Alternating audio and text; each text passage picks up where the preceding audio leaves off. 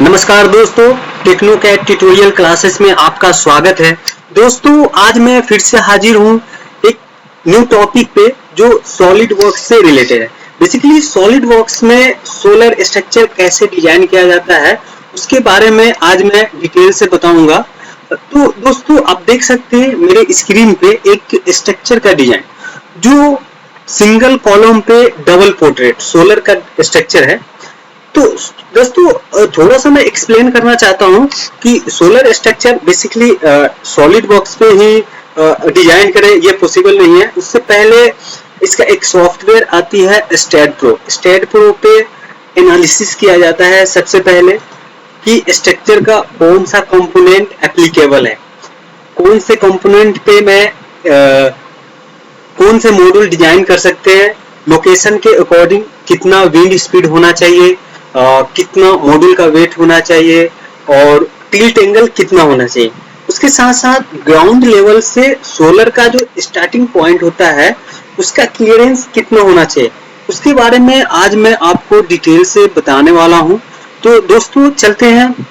एक चीज और आपको बताना चाहता हूं कि सोलर में बेसिकली बहुत सारे स्ट्रक्चर होती है। Ground mount structure, RCC roof structure, tin shed structure and corporate structure. उसके साथ साथ एक फ्लोटिंग टाइप स्ट्रक्चर आती है जो नदियों में, तालाब में उसका फ्लोटिंग स्ट्रक्चर होती है। तो आज मेरा जो टॉपिक है वो है ग्राउंड माउंट स्ट्रक्चर। ये बेसिकली आप देख सकते हैं साइड व्यू से सिंगल कॉलम पे डबल पोर्ट्रेट, डबल मॉड्यूल आपको देखने को मिल रहा होगा। तो सिंगल कॉलम पे कैसे डबल पोर्ट्रेट डिजाइन कर सकते हैं, तो चलते हैं। सबसे पहले आपको मैं बताना चाहता हूं कि इसमें आप देख रहे हैं एक कॉलम है और अगर साइड व्यू से चलते हैं, साइड व्यू में आप देख रहे होंगे कि ये मेरा फ्रंट ब्रेसिंग है, ये बैक ब्रेसिंग है, ये कॉलम है। उसके बाद जो नीचे है एक्सटेंशन कॉलम है और ये जो फ्रंट ब्रेसिंग बैक ब्रेसिंग को जो कनेक्ट कर रहा है वो मेरा ब्रेसिंग कनेक्टर है। ये राफ्टर है और राफ्टर के साथ साथ आप साइड व्यू से देख सकते हैं ये पर्लिंग है, ये एल क्लीट है। अब आइसोमेट्रिक व्यू से देखते हैं तो आइसोमेट्रिक व्यू में परफेक्ट नजर आएगा। अब देख सकते हैं आइसोमेट्रिक में जूम करके ये रहा मेरा पर्लिंग जो कंटिन्यूअस रन हो रही है और दूसरा मेरा एल क्लीट देख सकते हैं एल एंगल में है और ये स्लोटेड होल। बेसिकली दोस्तों, मैंने जितने भी मॉड्यूल को ट्रांसपेरेंसी में शो कर रखा हूँ। मैं आपको यहाँ से हाइड करके दिखा सकता हूँ। ये स्ट्रक्चर है। तो दोस्तों, ये 180 पे स्टेबिलिटी 180 के स्टेबिलिटी पे स्ट्रक्चर डिजाइन किया गया है। टिल्ट एंगल 15 डिग्री है और ग्राउंड क्लियरेंस 500 mm है, मिलीमीटर। तो दोस्तों, चलते हैं। सबसे पहले क्या डिजाइन करना है, इसको क्लोज करेंगे और एक साथ और एक चीज और आपको दिखाना चाहता हूँ। दोस्तों, जो मेरा स्ट्रक्चर इंस्टॉल हो चुकी है साइड पे सेम स्ट्रक्चर है। आप देख सकते हैं सिंगल कॉलम पे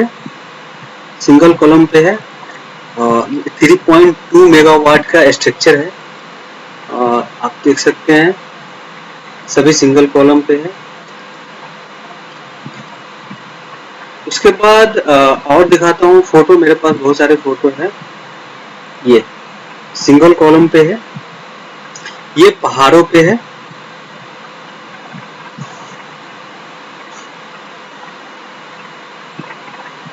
और उसके साथ साथ जो ग्राउंड माउंट मेरा है ये रहा, ये सिंगल कॉलम पे डिजाइन किया गया है। आप देख सकते हैं।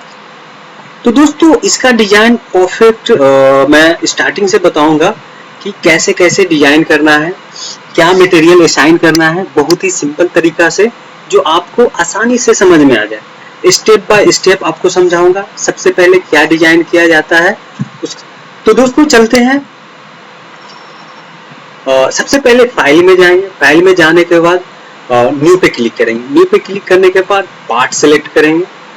पार्ट सेलेक्ट करने के बाद सबसे पहले जो डिजाइन करना है मुझे सिंगल कॉलम, ये रहा कॉलम, ये कॉलम डिजाइन करेंगे। तो टॉप प्लेन पे जाएंगे, टॉप प्लेन पे जाने के बाद स्केच में लाइन कमांड सेलेक्ट करेंगे। लाइन कमांड सेलेक्ट करने के बाद एक 2D व्यू पहले डिजाइन करना है। ये मेरा 2D व्यू है और इसका डायमेंशन दे देना है। ये है 50 mm, 120 mm, ये 20 mm, ये भी 20 mm। तो दोस्तों अब देख सकते हैं एक प्रोफाइल बन गई है, बट वो सिंगल लाइन। इसको डबल लाइन करने के लिए मैं ऑफसेट लूंगा। मेरा जो सेक्शन का थिकनेस है 2.5 mm है। सिंगल कॉलम के लिए दोस्तों मिनिमम जो मेरा थिकनेस होना चाहिए वो 2.5 mm होना चाहिए। नाउ अब इसको क्लोज कर दें। ये मेरा परफेक्ट फुल्ली डिफाइन हो गया।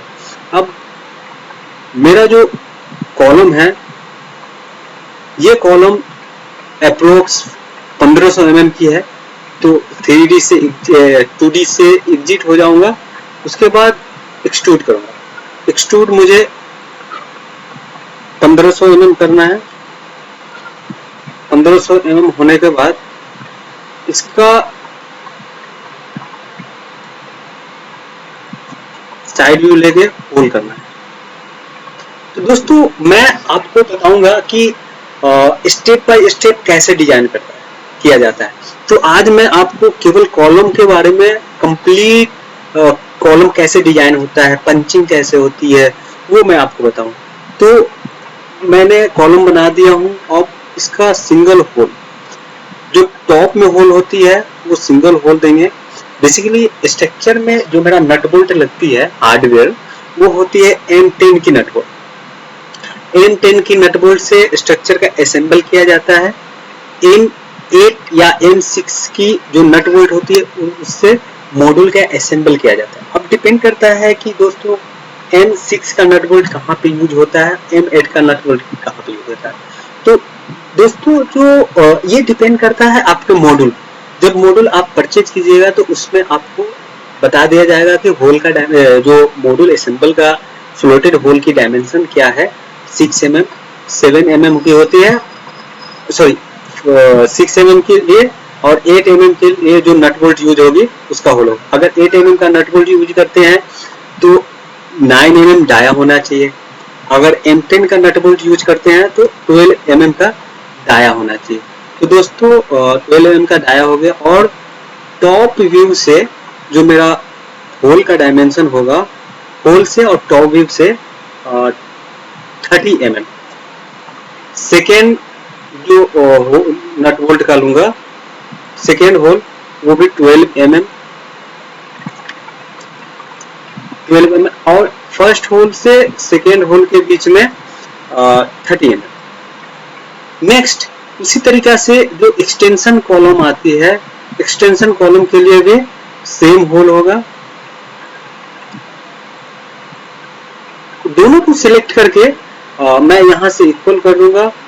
इक्वल करने के बाद एक होल का डायमेंशन फिक्स करूंगा। एक होल का डायमेंशन 12 mm, और एक होल से दूसरे होल के बीच का 30 mm, और जो मेरा बॉटम से फर्स्ट होल का जो डायमेंशन होगा वो 30 mm होगा। अब दोस्तों यहाँ से 2 होल कंप्लीट हो गई है। अब एक्सट्रूड कट करेंगे। एक्सट्रूड कट करने के बाद ये देख सकते हैं ज़्यादा 1500 mm नहीं जाएंगे, 10 mm ले लेंगे। 10 mm हो गया, ये होल हो गया। तो ये मेरा single column without extension column है। अब देख सकते हैं सिंगल कॉलम। इसको सेव कर देंगे एक फोल्डर बना के। मैंने बहुत सारे बना रखा हूँ, एक फोल्डर बना देता हूँ, सिंगल कॉलम